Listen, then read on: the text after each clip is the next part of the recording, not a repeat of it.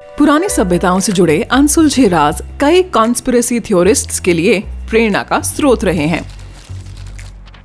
इनमें से कुछ राज तो इतने दिलचस्प हैं कि हम में से कई या तो पहले से ही उन पर यकीन करते हैं या करना चाहते हैं। हालांकि एक बात तो तय है, उन हजारों कॉन्स्पिरेसी थ्योरीज में से कभी कोई भी क्या कहते हैं उसे, क्लासिफाइड नहीं रही या रही है। हम सभी जानते हैं कि नेशनल सिक्योरिटी के लिए CIA ने इतिहास में कई शक पैदा करने वाले काम किए हैं, लेकिन क्या किसी किताब से नेशनल या इंटरनेशनल लेवल पर किसी तरह का खतरा पैदा हो सकता है?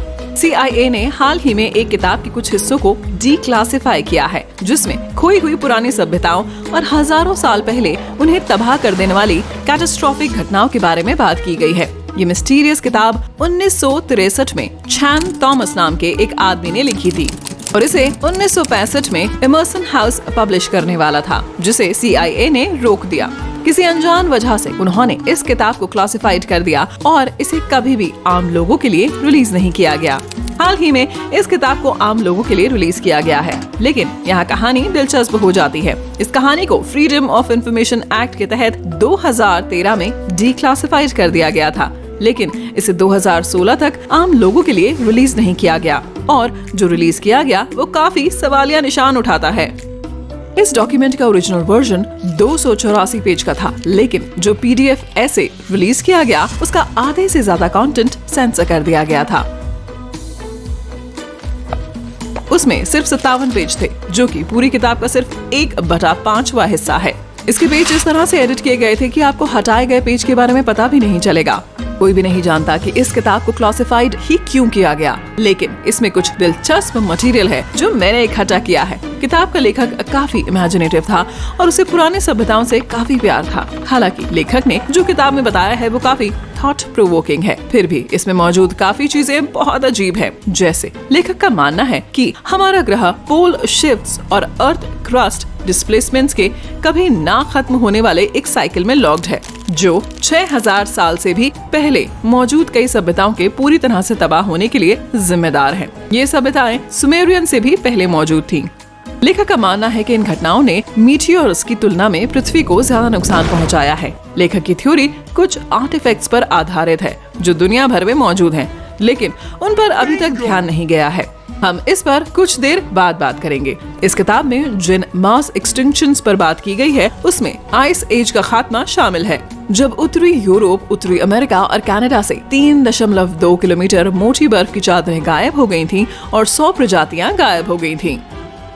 और यहाँ बताया गया है कि लेखक अपनी परिकल्पना को कैसे दर्शाता है। लेखक का मानना है कि धरती पर एक जियोमैग्नेटिक पोल शिफ्ट हुआ था, जिसमें एटमॉस्फेयर और पृथ्वी की क्रस्ट में कई कैटास्ट्रोफिक बदलाव हुए, जिससे समय के साथ कई सभ्यताएं गायब हो गई। हालांकि जियोमैग्नेटिक पोल शिफ्ट रातों रात नहीं होता है, बल्कि ये धीरे धीरे होता है। साइंटिस्ट्स के मुताबिक लगभग हर कुछ 100,000 सालों में ऐसा होता है, लेकिन ये जितना लगता है उससे थोड़ा ज्यादा मुश्किल है। ये एक जाना माना फैक्ट है कि नॉर्थ पोल अलास्का के ऊपर कहीं पर है और साउथ पोल एंटार्क्टिका के बीच में कहीं मौजूद है। ये जियोग्राफिक पोल्स हैं जो हमेशा नॉर्थ और साउथ में रहेंगे। हालांकि पृथ्वी के मैग्नेटिक पोल्स कुछ 100,000 साल पहले फ्लिप हो गए थे। 7 लाख साल पहले अगर आपके पास कंपास होता तो ये साउथ की तरफ पॉइंट करता और आपको एंटार्क्टिक दिखाता। लेकिन किताब के लेखक की एक अलग थ्योरी है।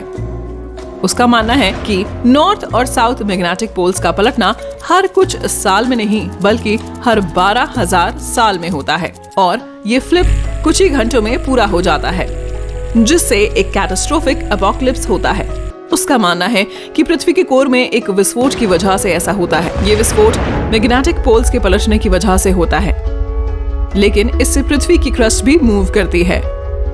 किताब के मुताबिक इन कैटास्ट्रोफिक घटनाओं की वजह से पृथ्वी के बहुत सारे महाद्वीप जो पानी के भीतर डूबे हुए थे, कुछ ही घंटों में समुद्र तल से ऊपर उठ गए। अब यहाँ ये दिलचस्प हो जाता है। लेखक ये भी कहता है कि पेरू के एंडीज आखिरी पोल शिफ्ट से पहले समुद्र के नीचे थे, जो कि कोरी अफवाह लगता है, क्योंकि एंडीज समुद्र तल से लगभग 6,700 मीटर ऊपर है। 80 के दशक के आखिर में इस दावे का साथ देने के लिए सबूत मौजूद थे। साइंटिस्ट को एंडीज और हिमालय के पहाड़ों की चोटी पर लाखों साल पुरानी व्हेल की हड्डियां और फॉसिल्स मिले थे। इस किताब में ये भी बताया गया है कि यंगो ड्रायस घटना के दौरान पृथ्वी पर काफी ठंड हो गई थी, जिस वजह से गल्फ स्ट्रीम अस्त व्यस्त हो गई थी। और लेखक इस थ्योरी का साथ देने के लिए कुछ दिलचस्प सबूतों की ओर इशारा करता है। बर्फ के ब्लॉक्स में जमे हुए मैमथ पाए गए, जिनके मुंह में खाना फंसा हुआ था। अब ये एक राज है, क्योंकि वो जमा देने वाली ठंड में रहते थे और उन कुछ जानवरों में से थे जो आइस एज में जिंदा रह सकते थे। तो उनके इतनी जल्दी जमने की क्या वजह हो सकती है? मजेदार लग रहा है ना? ये डॉक्यूमेंट गीजा के महान पिरामिड को एक सच्ची पहेली के तौर पर डिस्क्राइब करता है। गीजा का पिरामिड 25 लाख पत्थर के ब्लॉक से बना है, जो बड़ी सटीकता के साथ एक दूसरे के ऊपर रखे गए हैं। ये लगभग 230 मीटर चौड़ा और 137 मीटर से ज्यादा ऊंचा है। आज तक हम ये समझाने में नाकाम रहे हैं कि इसे कैसे बनाया गया होगा, और इसका अंदरूनी डिजाइन समझना भी काफी मुश्किल है। अंदर से पिरामिड एक दूसरे से बिल्कुल अलग हैं, और पॉपुलर बिलीफ के बावजूद उनमें से किसी में भी कोई मम्मी नहीं पाई गई। अगर आपको लगता है कि ये थोड़ा अजीब है, तो आप अगले वाले के बारे में क्या कहेंगे? पिरामिड्स में कोई भी चित्रलिपि नहीं पाया गया है, और ये दो तरफा है। मतलब किसी भी चित्रलिपि में ऐसा कुछ भी मौजूद नहीं है जो पिरामिड या पिरामिड जैसी किसी चीज को दर्शाता है। श्री थॉमस का मानना है कि पिरामिड इजिप्शियन से लाखों साल पहले मौजूद एक सभ्यता ने बनाए थे, जो गायब हो गई थी। सभ्यताओं की बात करें तो अपनी किताब में लेखक ने यूनानियों यानी ग्रीक्स का भी जिक्र किया है। लेखक का दावा है कि ग्रीस में लोगों की एक और पुरानी रेस थी जो गायब हो गई। उनका दावा है कि वे काफी लंबे, नीली आंखों और सुनहरे बालों वाले होते थे, और उनकी टेक्नोलॉजी काफी एडवांस थी, और यूनानियों यानी ग्रीक्स को अपने पूर्वजों के बारे में पता नहीं था। इससे पहले कि हम पत्थर के ब्लॉक से बहुत दूर चले जाएं, आइए एक और मिस्ट्री के बारे में बात करते हैं। बालबेक, लेबनान का मंदिर और इसके बड़े फाउंडेशन ब्लॉक्स, वे पत्थर जो हीलियोपोलिस बनाते हैं, रोम में मंदिर के लिए भी इस्तेमाल किए गए थे। मंदिरों की नींव 900 टन ट्रिलिथन पत्थरों से बनी है, और लेखक के मुताबिक ये इस बात का सबूत है कि एडवांस तकनीक के साथ कोई खोई हुई पुरानी सभ्यता मौजूद रही होगी।